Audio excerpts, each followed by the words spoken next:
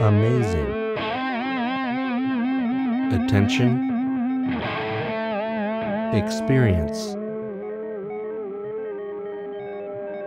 Incredible.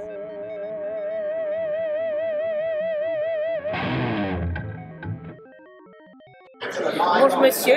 Bonjour. Je vais vous demander de vous présenter auprès de nos auditeurs pour qu'ils sachent en fait qui vous êtes. Ok, je m'appelle Munish Gupta et je suis fondateur et CEO de société qui s'appelle iValue Health. C'est une société qui fait des réseaux sociaux dans le monde de santé.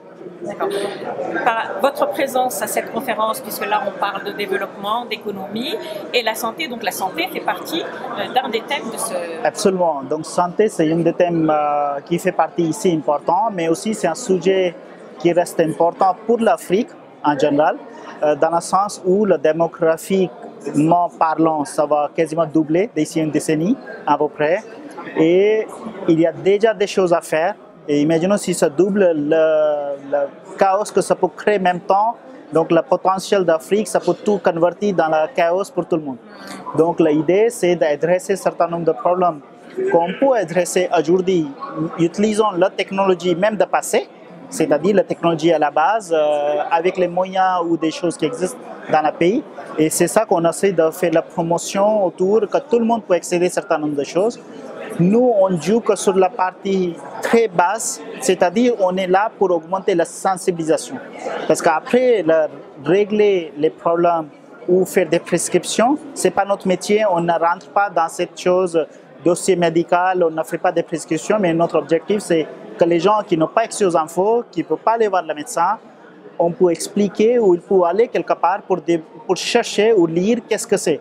Malaria, qu'est-ce que c'est, quels sont les impacts, polio, qu'est-ce que c'est, quel est l'impact pour les enfants ou quand femme enceinte, quel est l'impact, avec le sida, quels sont les impacts. Il y a beaucoup de programmes qui sont faits dans le passé, ça fait 10 ans qu'on parle plus en plus, mais il reste une étape à franchir, c'est l'étape, il faut structurer toute cette petite initiative. Aujourd'hui, il y a beaucoup de petites initiatives, mais quand on veut calculer le progrès ou l'avancement qui est fait par cette initiative, on est incapable de faire. Voilà. Donc là, vous attendez aussi, au niveau de la santé, des partenariats privés, publics. Exactement. Donc, une des raisons qu'on était invité ici, c'est justement parce que nous, on est une société privée. Nous, on travaille avec le public et le privé, les deux. Et le sujet santé, c'est les deux. On ne peut pas dire que c'est 100% privé. Et on a vu que quand c'est 100% public, ça ne marche pas bien non plus. Donc, l'idée, c'est qu'on essaie d'associer avec les sociétés privées ou publiques qui peuvent faire fonctionner le système, mais qui reste durable. C'est pas faire juste un partnership avec quelqu'un, après on oublie au bout de 3 mois ou 3 ans. Quoi. Donc là, vous cherchez plus aussi à monter, par exemple, un cadre uniformisé pour tous les pays d'Afrique. Absolument.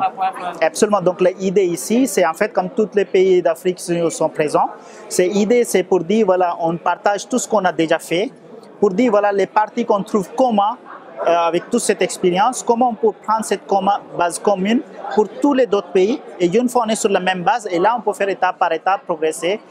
L'idée n'est pas que voilà, il n'y a qu'une seule image et que ça devient l'image de la guerre des images entre les pays. Non, chaque pays a son propre qu'on appelle l'instance, le système, mais ça fonctionne de la même façon. C'est-à-dire quand il y a des manques de ressources, on peut partager mieux aussi les médecins qui manquent dans les pays voisins, on peut savoir où quelque chose qui passe dans les pays voisins, on sait est-ce qu'on sera impacté ou pas. C'est une très bonne initiative en fait de former en quelque sorte une unité au niveau de la santé, Absolument. Au niveau en fait des partenariats sud-sud. Exactement, et pour moi la solution ça reste dans les pays.